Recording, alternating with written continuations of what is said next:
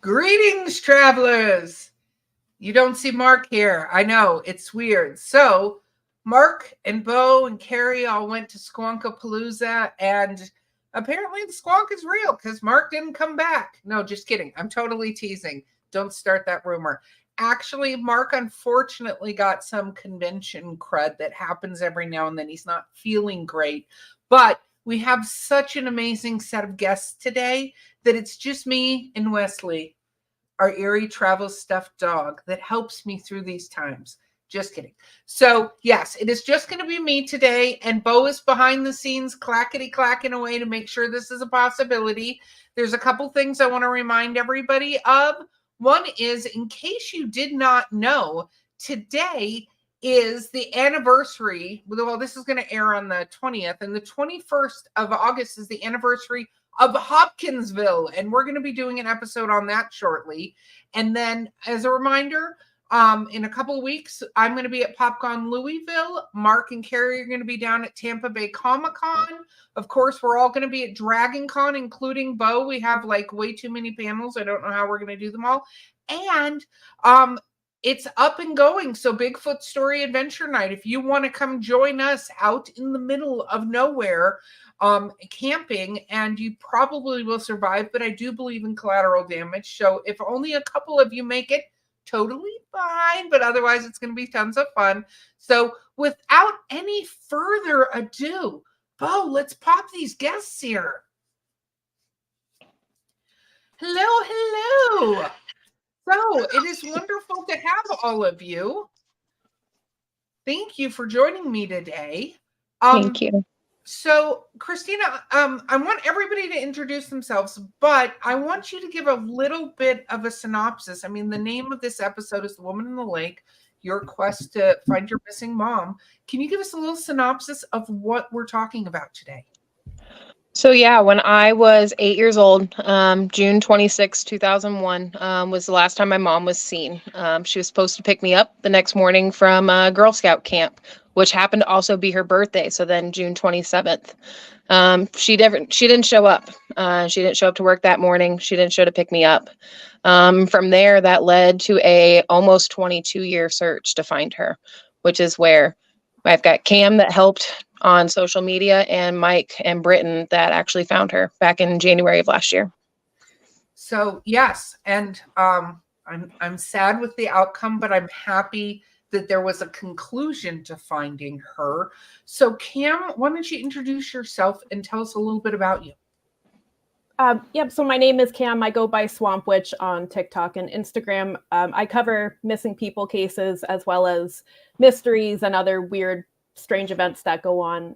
But I met Christina back in 2021 when she reached out to me asking me to cover Karen's case. And right off the rip, there was a lot of really weird coincidences. Like I went to school in Davie where Karen vanished from. June 26th is also my mother's birthday. That's the date that she vanished, and her birthday. It was like it was meant to be. And I felt very drawn to the case, and I really wanted to help and do whatever I could to bring more attention to it. Awesome. Okay, Michael, how do you fit into this? Yeah, so my name is Mike Sullivan, and I own an organization called Sunshine States Sonar. And we're a sonar search and recovery team that works on cold cases. We specialize in missing person cases where people went missing in their vehicles. And so we work those cases throughout the state of Florida. We only work in the state of Florida. And we picked up on Karen Moore's case. Christine's mom, and we worked on that case back in January of 2023, and we located her submerged vehicle with remains. Awesome. Awesome. We have one more guest jumping in. Here we go. Depths of History. Hey. Hey. Awesome. So we were just doing intros and you're here. So do you want to say a little bit about yourself? Hey, yes. So my name's Britton Lockhart. I have a YouTube channel called Depths of History. At first, it was kind of dedicated to treasure hunting and metal detecting, searching for whatever I could find. Then over the course of some years, I got scuba certified. Then started searching for vehicles and started getting into more of a meaningful job with scuba diving, searching for lost loved ones and their vehicles underwater. So over the last 3 years, I've been a part of 8 cases being solved. Mike and I have solved, the case of Karen Moore together, and Mike has recently solved, how many cases did you? 4 cases this week, you were saying? Yeah, let's something like I lost track. I know it's been crazy. I'd It's like 4 or amazing, man. 5 or something like that. Yeah. So I gotta go. I saw this on YouTube. So before I met Christina, I happened to meet Christina at Tennessee Terror, a convention, and she introduced herself. We were talking about it. When she said it, I was like, I watched that entire thing unfold. What? So let's go back to, Christina, your mom disappears, right? And the case goes, how quickly does this case go cold? Honestly, within about a year, or less. There wasn't much to go off of. Back then, you didn't have GPS, cell phones tracking things like that. Cameras weren't like they, are now. There just wasn't hardly anything to go off of. My uncle, actually, he rented a helicopter to fly over Davie to try to see if they could see anything. Oh, wow. Yeah. So it goes cold. You're still looking. What was the theory back then? Because we know where she was found, but what was the theory back then of what had happened? So there was a couple different theories. People thought, so my parents were in the process of a custody battle and divorce. One was maybe she just took off, which never sat right with me. There was also the theory, the spouse is always looked at first. So my dad. But then you do have waterways and stuff as well, which is where my uncle, he got the helicopter to start looking over the area just to see, but nothing was able to be found at the time. Okay. And then so now let's fast forward, because there's some creepiness that goes along that path, but let's fast forward to Cam when you get involved in the situation. So where do you pick up from there? So I don't pick up until 2021 when Christina reached out to me. And at that point, it was completely a cold case. There were no new leads in years and years from what I remember. And I remember just thinking how devastating that had to be as a daughter to not know what happened to your mother all those years. So I came in and covered it and got attention on the case the best that I could at that time, and just tried to keep Karen Moore's name alive and the story of what happened to her so that hopefully one day it could be solved. Okay. And then Britton and Mike, you guys, what made you go look where you looked for her? What started that? Mike, do you want to share, or you want me to share? Oh, you share. You go first. Okay. Well, our day, basically the way the video went was how the entire day actually went. So we had been talking about, there was 4 cases in Davie that we were looking at, 3 of which had specific cars, that we were looking into. But the main case that we were focused on was Howard Grotteau, which was a case. Mike knows a little bit more about it, but he was a AC repairman, and basically left for work with his van and was never heard from again. And his license plate actually does say Howard on it. But we started searching for him. We were looking at a canal to go into. Then we just we decided to go down the road to a little canal that fed into a lake. And that lake just happened to be right where we found Karen Moore's vehicle underwater. So we found the car, and I'll let Mike go into a little bit more detail about this. Yeah, I mean, when you work down in Broward County, and like we have a list, there's between Miami-Dade and Broward County, there's 32 missing persons cases with vehicles involved. And so when you're working on one case, all these cases overlap in the same area. I mean, right in the same area, you've got, another nurse that was missing just 11 months before Karen went missing, Libby DiBenedetto. She's also from Davie, Sunrise. Actually, she's from Sunrise, but was last seen in Davie. So you have all these cases that like overlap each other, and we had our eyes on all of them. And so, we were running sonar in that lake, and we got a hit on the back side of the lake, and it was weird because it was in an area of the lake you would never expect a car to be. There's a shopping center with a guardrail. There's big trees. So I looked at Brent and I said, man, whatever car this is, it's been here for a long time because you can't drive a car in here right now with all the thick trees and guardrails where the car came into the water. So we knew that the car had been there quite a while. Okay, and so when you do this, sort of, you do that. So sonar goes and pings. Like I'm just asking because I'm not as educated in this. So sonar pings against things. How do you tell that you've got a vehicle? I mean, just from the shadows, it's interpreting shadows. The easiest way that I would explain sonar to somebody is, picture a room with four walls and it's all dark. There's no windows. You can't see anything at all. Okay. And then you take 3 or 4 people and just place them randomly inside that room and then crack a hole on the ceiling and shine a flashlight down. Okay. You're not going to see the people. You're going to see the shadows behind the people, and you're just trying to interpret those shadows. And people like us that read sonar, that's what we're looking for. We're looking for the shadows. We're looking for the shape of an automobile, and that's basically how it works. And it's not as easy as people think. I know a lot of people think you just drive around in a boat. Oh, and there's a car, and it just shows up like a little cartoon character. It doesn't work that way. There's a lot of skill involved. In reading these sonar screens. I know the guys from Adventures of Purpose make this stuff look easy. It's not as easy as people think it is. I think at first when we seen it, I would say we're a little skeptical, but then after coming back with the live scope, me and Britton were like 100%. We knew that this was an upside down car. Yes. Wow.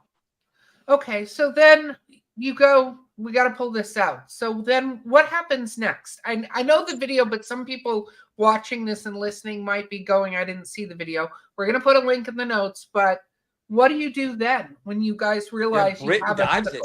Tell them about the dive, Britton. Oh, so basically I get ready on the shore and I go to dive it. There's a buoy basically on the top that's marking, the magnet line going down to the car. I go down the magnet line and the first thing that I see is the Saturn. It's not even like an emblem. It's just the word Saturn on the back of the car because that body style back then, from that 1990s kind of body style of the car. And I was looking at the rims too, looked like an older style of rim too for a Saturn. So I knew it was an older car. However, the way the vehicle was positioned, the license plate was so stuck in like mud that I would literally physically have to dig down. I could feel the letters, but being down there with limited visibility and especially like with my tank, I didn't have too much air left. I came up and gave the vehicle description to Mike, and he immediately he knew that this was most likely Karen Moore's vehicle. And at that point, we called the police. They came down to assess the scene, kind of just ask us where the vehicle was, and they asked us if we had any, key identifying factors. And of course, I felt the license plate, but I didn't know at that time that it was her vehicle. And so we told the detective that we would meet him in the morning. Well, we get back to the Airbnb and we're looking at the video and we're comparing it to the missing flyers, and the wheels look the same, the emblems, everything is matching to her car. So we get up later that next morning at 6 a.m. We go out there, and they had their dive team out. We're able to confirm that it was Karen Moore's vehicle because he was feeling the license plate. And then they got a tow truck out of there. They did use lift bags to get the vehicle out of the river. And yeah, Mike, do you have anything to add? Sorry, I just kind of took over the whole story. Oh yeah. No, I mean,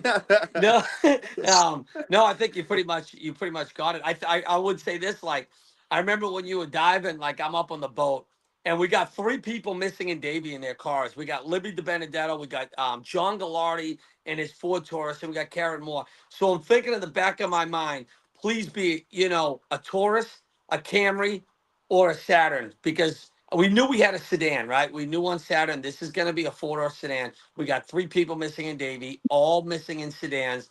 And when he came up and he said Saturn, I'm like, oh my gosh, we just found Karen Moore. I think you saw my excitement. I think I was screaming in the video. I'm like, are you serious? With a couple explicits, and I'm like, we just found Karen Moore. I mean, it was crazy. So that whole entire situation was amazing. But now let's flip over, Christina. Did you know they were looking at that time, or was this separated at this point? It was separate. I knew of a different search company through the detectives that had told me about that were out searching. I didn't know when, where, and why until after any vehicle was found. I would get a phone call and get a confirm deny, but it would always be the deny. I had never even heard of Sunshine State Sonar Depths of History until she had been found. So I didn't know that they were working with the detectives. Wow. So you get notified she's found. What was that like? So I I had always told people if I ever do get confirmation that she's found, it'll probably be when I'm at work. It'll never just be, in a moment where I'm relaxed. It'll always just be at work. And it happened to be on a day that I went into work when I was scheduled to be off, 20 minutes before where I work even opens up. And I usually don't get phone calls from the detective. It's very, very rare. So when I see a Florida number pop up, I'm like, I need to go take this. But then before I answer, I'm like, it's a Saturday. Why on a Saturday? And the second I answer the phone, I hear the detective, and I can just hear in his voice when he goes, Christina. In that moment, I knew. Okay, sweetie. It's okay. So no worries. So you find out, Cam, Yeah. you find out she's been found. What was that like for you? Christina messaged me on TikTok and she said, from what I remember, she said, I wanted to thank you for covering my mom's case. And I just wanted to let you know that she was found a week ago. And I asked for more details after the fact, but I had to sit down for a second and just really process that, because I was kind of in shock as well, that she was found and that, Christina could have that closure and that peace after waiting so long. Like that was monumental. And I mean, Karen's case is one that haunted me even after I had covered it in 2021. So to have that, and knowing that she was found and that Christina had that was everything. Yeah, no, absolutely. So Christina, if you're able to, if you're not, that's fine. Oh no, I'm good. It's just emotional right at front. Yeah, giving you a moment. So when they found her, it is from what I recall you telling me the story, they think her death happened very close to her disappearance date, correct? Yeah, so they believe it happened when she went missing, her initial report night. So that would have been the 26th then. So she was seen leaving the house that I grew up in by a neighbor late that evening. And my mom was a nurse. She always got up early. She was never one to be out after like 7 o'clock at night, but they saw her leaving around 10, I believe. And I have no idea why she would be out that late. And she hadn't been seen since. She was supposed to be at work, I believe, at 5 a.m. and didn't show. I got it. So this is I mean, it's sort of an unbelievable story. This happened, and really, Britton and Mike, this kind of how you just talked about finding 5 people so far this week, right? Doing this, what is this like to bring closure to families when it's horrible to find in that these people are no longer with us, but you are bringing closure to knowing where they went. Yeah. I mean, it's rewarding, it's the families that keep us going. We do this. We don't do this for law enforcement. We don't do it for the police. We do it for the families. It's just, that's what motivates us. It's so rewarding when you get to meet these families after. I just got off the phone call with a guy that we found. He was a 20-year veteran. And I just spoke to his son. Very emotional conversation. His dad walked out 20 years ago, left his walker sitting in the parking spot and was never seen again. and he drove into a lake. I mean, it's the families that keep us going. And I think Britton will agree with that. And we just Yeah. love doing this. We love helping people.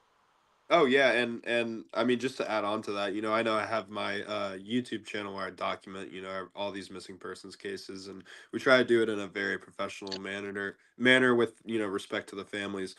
With that, to be honest with you all, I wish I never even had to video anything. I wish I, had the funds to be able to go and search for lost loved ones without having to video, without having to, share these stories. But it's also good because it brings awareness to the cases. But at the same time, if I could do this without even doing that, um, I would do it in a heartbeat, just because I mean, it's the way that we're able to, travel to go to new cases and, research new places to help even more families. It's a really good thing that we're able to do that and bring more awareness to the cases, and more and more leads pop up. So social media is a great thing. I'm not saying anything bad about that, but if I had the chance to not do social media and still do this to help out families, I would totally do it in a heartbeat.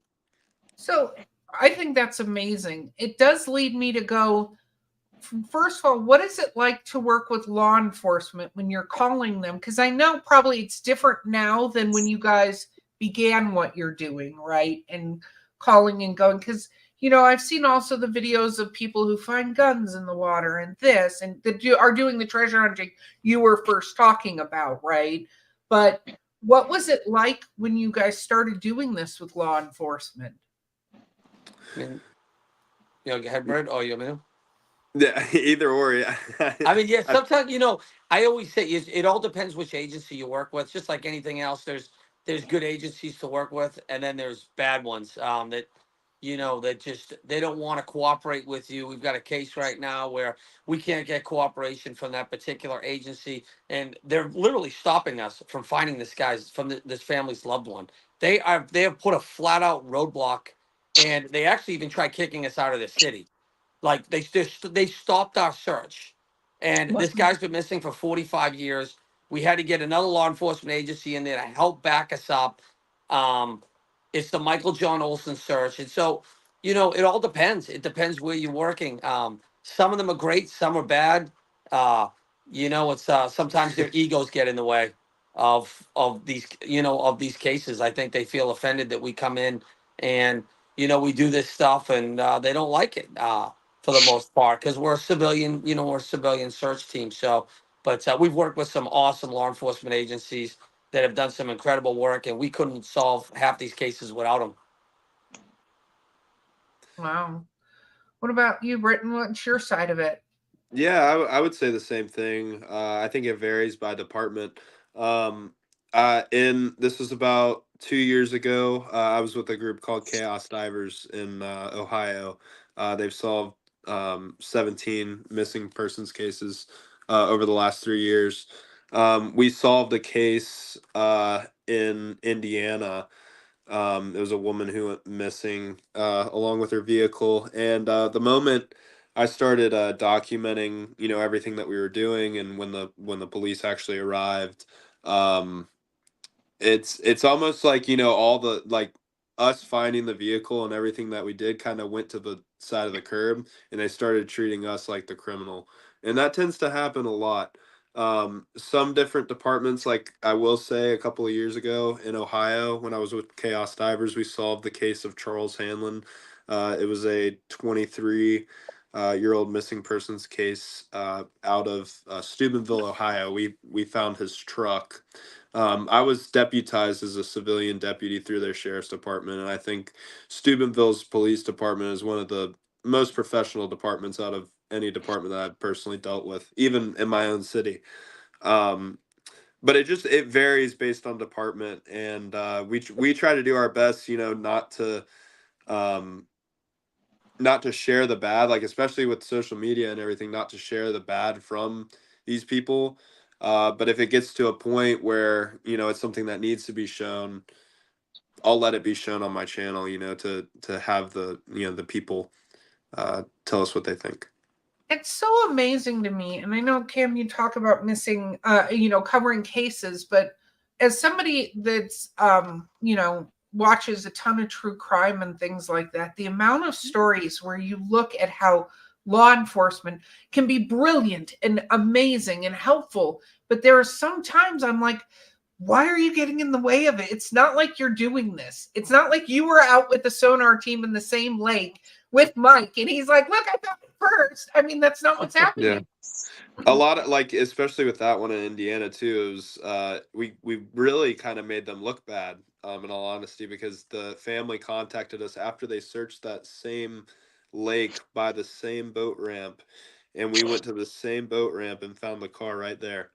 So it's just, it goes to show, that sometimes they do quick work and aren't really looking in the right directions. And of course too, with different agencies, different technology comes out. Mike and I have really good technology with our sonars, so we're able to see things that other agencies probably can't with their different sonars. So it really just depends. But yeah. Yeah. So real quick, I want to jump in with your statement there. So I was actually told that the lake that my mom was found in had been searched. Had been Wow. searched 20 years ago. Several times I heard, actually. It was Yeah. searched multiple times. Yep. So Wow. technology definitely also plays a factor. But yeah, I was told at least twice that that lake had been searched. I wonder what that means to them when they say that. Like, Mhm. hi, we searched it out there with a flashlight. I don't know. And I'm not saying they did bad police work necessarily. It's just you see these organizations, and Cam, I asked you a question and didn't let you finish. Cam, jump in with the question I asked you and then kept talking, please. I forgot what the question was, but I did want to say that first of all, I'm a huge fan of Sunshine State Sonar, and I follow them religiously online because I know how important it is what they do. Because I cover missing people cases in Florida, because I'm from Florida, and it does kind of seem sometimes like police are like, they're probably not in the water. I guess it seems like they don't put the effort into searching the countless waterways that are all over Florida the way they should. So that's why these groups of people are so important. Yep. And it makes me sad to hear that they get brushed off, or even worse, treated like criminals, when they're the ones bringing closure to families, like in this case. That makes me sad to hear. And I do hope that police learn to work with groups like this in a more civil and understanding fashion, and understand how important that they are. No, I agree. Okay, we're going to take a quick pause, which does nothing other than us being quiet for 2 seconds so that we can interject the commercial break. Look, we did that. I'm so proud of us. We're the best. So here's my question for you now, Christina. So she was recovered. We're not going to go too much in this because this is still an ongoing investigation. Yes. Okay. But you do this amazing thing. I have it here because I wanted to share it. Look, where you handed out these amazing friendship bracelets. It's called Karen's Random Acts of Kindness. And what made you start doing this? So I'm in a bunch of missing persons Facebook groups, and I saw there was a mom had posted about her son was missing, and she actually, anytime she goes out of town, she has these 3D printed little dinosaurs, and attached to it is about her missing son. I wish I could have done something like that, the whole time my mom was missing. But behind that, the name Karen gets a bad rap nowadays. And I wanted to turn it into something good and spread the love and her story.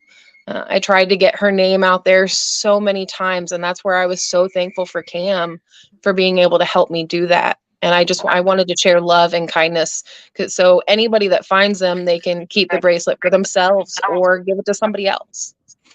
So I actually utilize this because I have a friend that lost her son, and she leaves little stones saying Zane was here. And I said, here's another thing you can do in conventions, because I thought it was amazing. I think it's just such a brilliant acknowledgement of that. do you want to tell us just a little bit more about your mom? Yeah. So my mom was a registered nurse out of Boca. And anytime she wasn't at work, she was completely immersed in my childhood. We constantly went to the zoo, the Children's Museum, Young at Art there in Davie. Every free moment was dedicated to me and my childhood to make sure it was absolutely the best. We went to the beach all the time. Um, Everything about her was a caring, sharing person. It's amazing. Now, part of this though is you drove past this lake where she was found all the time, right? This was part My of your school bus. existence. Yeah, so I went to Nova Blanche Foreman Elementary there in Davie, right off of Nova Drive there. So the second the detective told me where when I asked him, I immediately knew my school bus drove right past there every single day for years until I moved to Indiana. So I had 3-4 years of driving past. And I always looked that direction. So if you're familiar with the area, there is a it's like a pyramid funeral home. And I was always drawn to looking that direction, and I never knew why. Uh, and behind there is where the lake where she was found. Wow. Wow. That's I never amazing. thought anything of it until she was found. When the second they told me, I'm like, it all makes sense. No, it does. And I know because it's an ongoing investigation, we can't go much farther into it. But I have to say, for the families that get closure, what is that like? Because for anybody who hasn't had somebody go missing like that, right? We can empathize, but we don't know what that feels like. Like many situations in life, you can't go, you can't put yourself in that person's shoes, right? You can think you might know what that's like, but what was that like? Because you were very young when she disappeared. Yeah, I was 8. I'm now 31, and to 22 years. It's the constant cycle of you're almost there with closure, but because you haven't found them, that cycle just keeps jumping a step and restarting. So the clock always just would kind of restart with that. And when I got the phone call she was found, that's the true definition of bittersweet. For many years, I had hope. I had hope that she would be found every time the phone rang. And you don't lose hope per se, but you just don't get excited every time the phone rang either. So when I found out she was found, it was absolutely bittersweet. It's gut wrenching, but it's also a new turn in life. And what is that like? I'm just from a mental standpoint, because I don't think that gets talked about a lot. Like, you had all that time that was consumed with trying to find her and keeping the awareness and contacting people like Cam and trying to like do that. What was that like to not have to do that anymore? So I'm actually still learning to live a new chapter in my life. I just told my husband the other day, some days I don't know how to feel. My mom, we had her cremated. She's here at the house with me, and I look over and I'm like, some days it just doesn't even seem real. That she's been found because it took so long. But there's a lot of mental health that goes along with this too. I've done therapy on and off for years to help understand emotions and learn how to deal with them.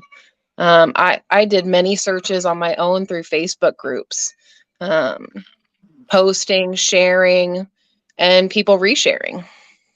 Wow, it really is an amazing story, and I'm glad you've gotten to that point of closure on it. I'm going to say that point of closure since it's not all the way closed yet. But okay, so Cam, I've got to ask, what got you into doing all this?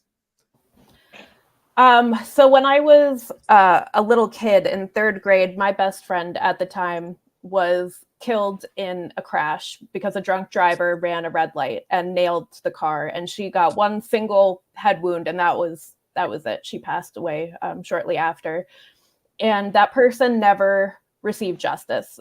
She was from Germany originally, so she fled back to Germany, and she got like a $3,000 fine, if that, and a slap on the wrist.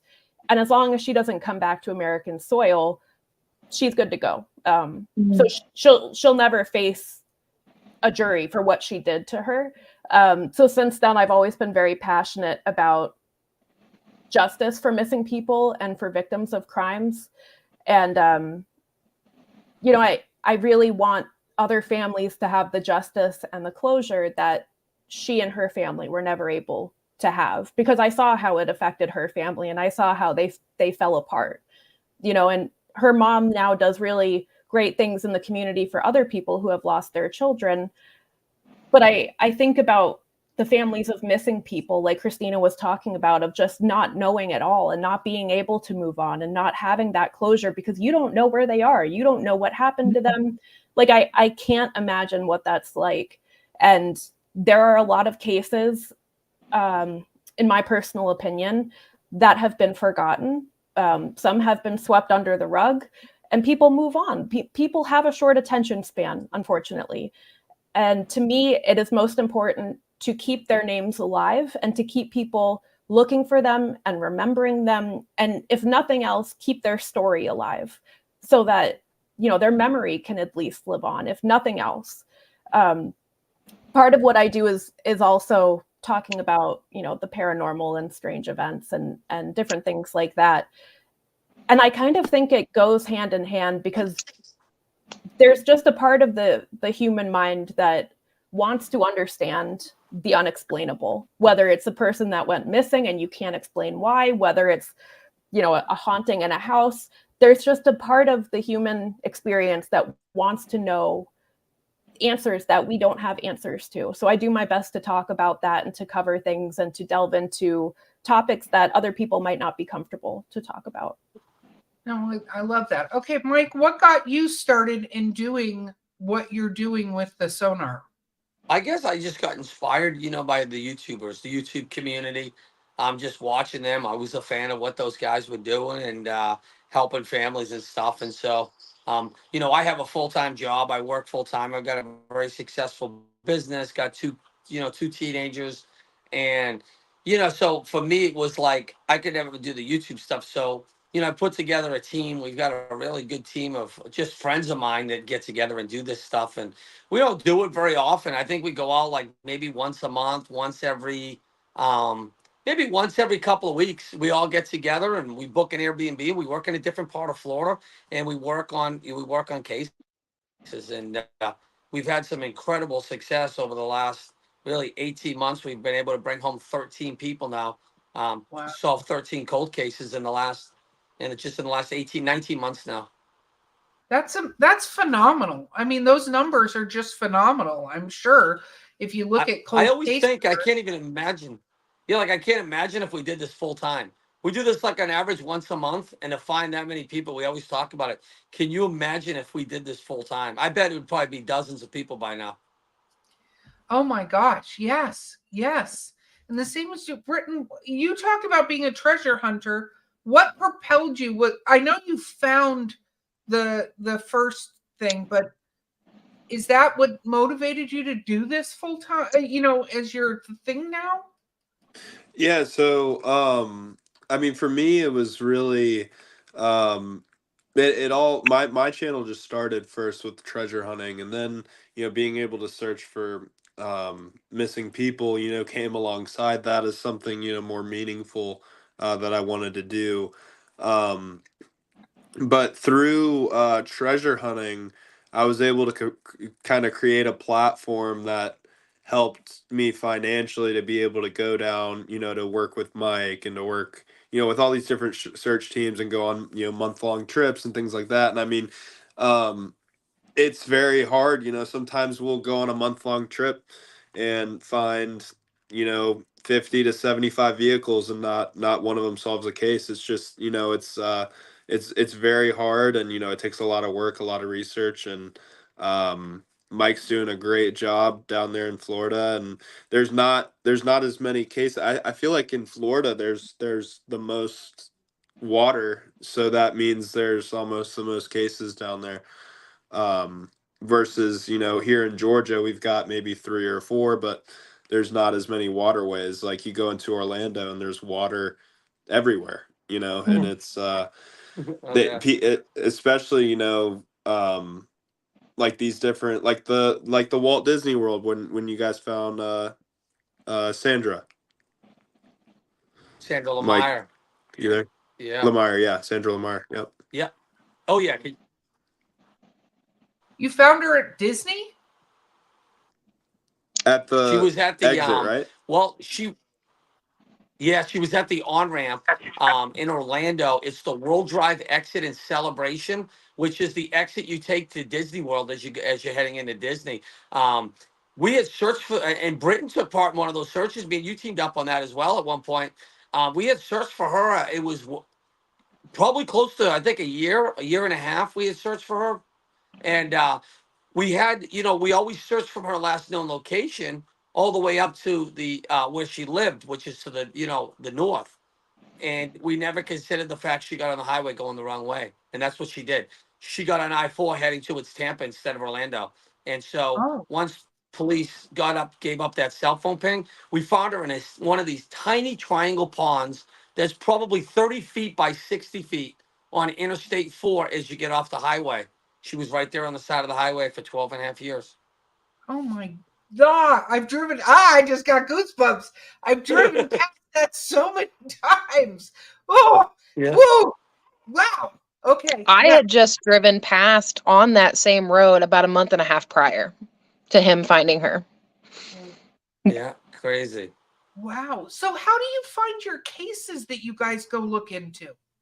So one of our team members, we have one of our newest team members. Her name is Brienne, and she's a 19-year-old college student from Orlando. What an amazing person she is. She has developed a website called Map the Missing, and she has mapped every missing persons case in the United States with a vehicle. And if you go on her website, it's an interactive map. So it shows where you are. It's through Google Maps, and it shows you every case around you. So just look at where you are, and it shows, you could have 15 cases around you. She's done the whole United States. She's very active with it. She does an awesome job. She comes out on searches with us. She just did a search up in St. Augustine with us, a case we worked in St. Augustine. She came to Daytona Beach with us. So she's awesome. She's so passionate about this community as well, and we've made her part of our team and added her to our website and stuff. And she's an awesome resource just like Shelly, who does all our mapping and stuff like that. The two of them are bouncing ideas off each other when it comes to researching on these missing persons cases. I think this is phenomenal. I mean, if I'm going to be Britain, how do you find yours? Is it, are you going to start using this awesome website? Because that's pretty badass. I've used Map the Missing for quite a while actually to find several cases, not only in my area but just like all over. The last case that we solved was in Chicago, and we were looking at that through Map the Missing as well. So it's definitely a vital resource. It's helping a lot of teams, bring answers for families. We never say it's closure. We always say it's answers, because the families will never have, closure from their disappearance, but at least they have the answers now as to where they are, and can give them a proper burial. Wow. So, what, Mike, what's up next for you guys? You solving 5 cases in the last week. I mean, we're locked in right now on the Michael John Olson case. It's out of West Palm Beach. That case, we've hit it really hard. I feel like we're getting close. So since we started on this about 6 months ago, we located and dove on 43 submerged vehicles. We ruled 43 cars out. And right now we are on the home stretch of that case. I think we're getting close, and I feel confident. I think we're going to solve this case. I think we're going to find Michael. We've got something big coming up on that case in not a week from this Friday. And I'm looking forward to diving on some really good vehicles that we believe very well could be his car. They look great on sonar. Unfortunately, because they're on private property, we were not allowed to go after we've located the vehicles on sonar. We were kicked off the property. And so we've been sort of negotiating with this organization that owns the property to get in there. And these cars are 1.4 miles from Michael Olson's last known whereabouts. So Yeah, we've gotten permission now. We've come to an agreement. We've gotten permission. We also have the Palm Beach County Sheriff's Office on our side, and they're going to assist us, and they're going to be present when we get to dive on these vehicles. So we're looking forward to getting back to West Palm Beach next a week from this coming Friday. Wow. Well, I cheers, and I hope you find him. That would be amazing. Yeah, he's What been about? missing 45 years. Wow. Wow. So, and Wow. I don't know if you just heard, but that was us that found the mother and daughter, Doris and Karen, another Karen. They were reported missing in 1974, driving a 1961 Chevy Impala. They've been missing 50 years now. And just on Saturday, we found them. We found the mother and daughter. 50 years. It's a very emotional case. When you're there and they're taking the remains of a baby out of the back seat of a car, you can't even imagine how emotional that is. And it was emotional for the deputies that were there. It was definitely a different experience. And I got a phone call yesterday from the father of the 3-year-old. He's now 86 years old. And he called me up. He says, when I picked the phone up, he answered the phone by saying, "You're the guy that found my baby, aren't you?" And I said, "Karen, baby Karen, 3-year-old Karen." He says, "Yes, that's my daughter," he said. And, it was a very emotional conversation I've had with their family.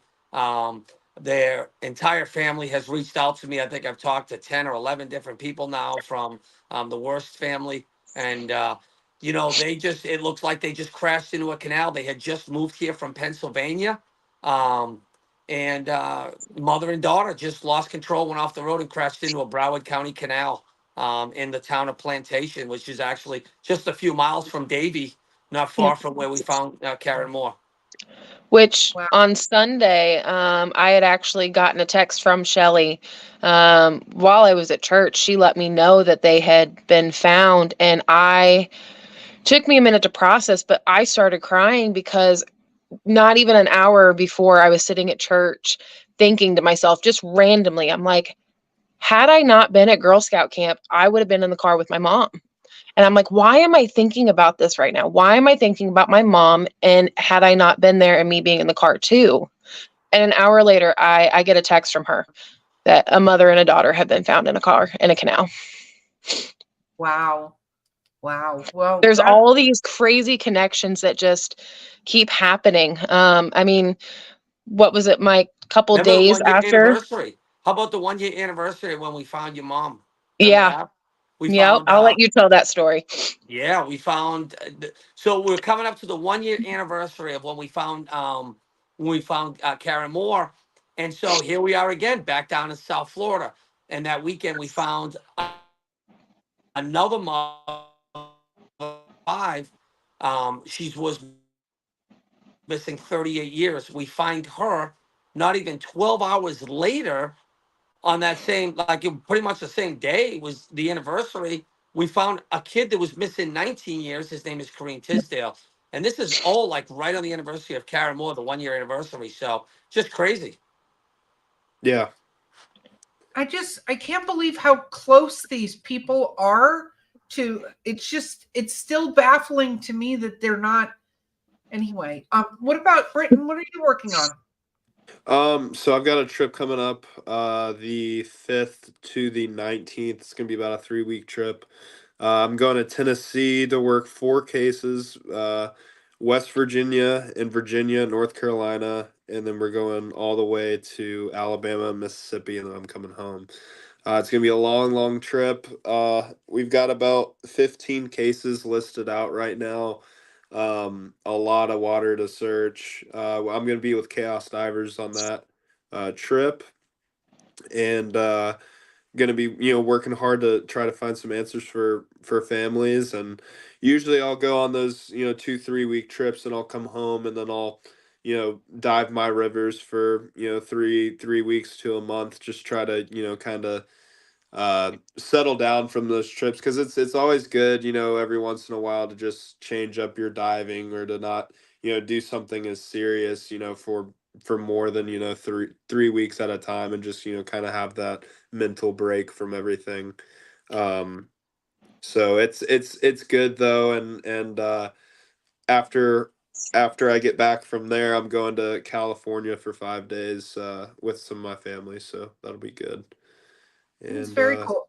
Okay. yeah. Well, Britt, I got to ask you, and I'm going to ask everyone, how can people support what you're doing? Like, what is the best way they can support what you're doing?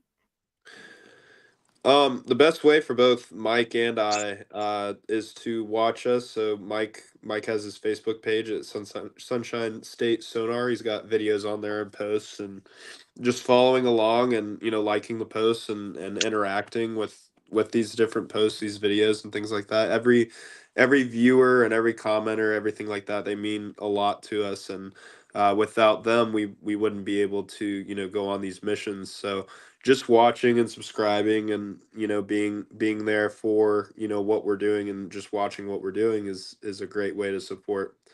There's also memberships options. I don't know if do you have that, Mike, on your page? No, I don't know. I mean, I have like a GoFundMe on our website, but we Yeah. don't really advertise it much or push it or anything Yeah. like that. Yeah, Well, one exactly. thing I'm going to suggest to all of the travelers that are listening and anybody who hears this is to reach out to you guys directly, including Cam, and see how they can support if they want to, because there are so many families that do need the answer to what happened to their loved one or loved ones. And if there's a way to contact you to figure out a way to help support, I think they definitely need to do that. And where Cam is giving the voice to people that maybe don't have a voice anymore, I think it's phenomenal to support something like that, because I mean, my goal for you guys would be for you to be able to just do entertaining things because you've solved all these situations and you brought everybody home. That would be my goal in the next few years, is that with all of the work that everybody's doing, that you can give answers to the families that are out there. And I just think it's a different kind of heroism that everybody here on this show is doing, and it's amazing. And I feel very lucky that you all joined today, because getting the message out about something like this, I couldn't even imagine losing somebody like that close to me, but I love that there are people out there that are helping to bring them home. So thank you all very much. And I'm going to do shameless self-promotion time. So Cam, let me start with you. How do people find you? So I can be found on TikTok at swamp_witch_, or I can be found on Instagram, which is swampwitchcam, all one word. And both of those have a link to my YouTube. Wonderful. Mike, how do people find you guys? Yes, we're on Facebook, Sunshine State Sonar on Facebook, and you'll see our page. Wonderful. And Britton? Mine's just Depths of History. It's on really all platforms: Facebook, Snapchat, Instagram, and YouTube. And the Depths of History. And I've also got a separate channel that covers missing persons cases. It's called Depths of Mysteries. So I kind of go in and research cases and then do kind of a documentary style video on them. That is phenomenal. And then Christina, I know you have an amazing website dedicated to your mom. What is it? It is Karen's Random Acts of Kindness. Wonderful. Thank you all so much for joining me today. We will have the links to everything everybody just said in our show notes. Nice. We'll be sharing those out. I love that you were here. Christina, thank you for approaching and sharing the story. Yeah, thank you. And because Mark's not here, I'm going to say this. Do not forget to give those in your life a voice. There are people out there that are absolutely trying to help and to try to find people. So if you don't know what to do, you can reach out to any of our amazing guests. And remember that there is always somebody looking over your shoulder. There are little sort of guardians out everywhere you can go. And don't forget, we will see you on the other side. Thank you. Thank you.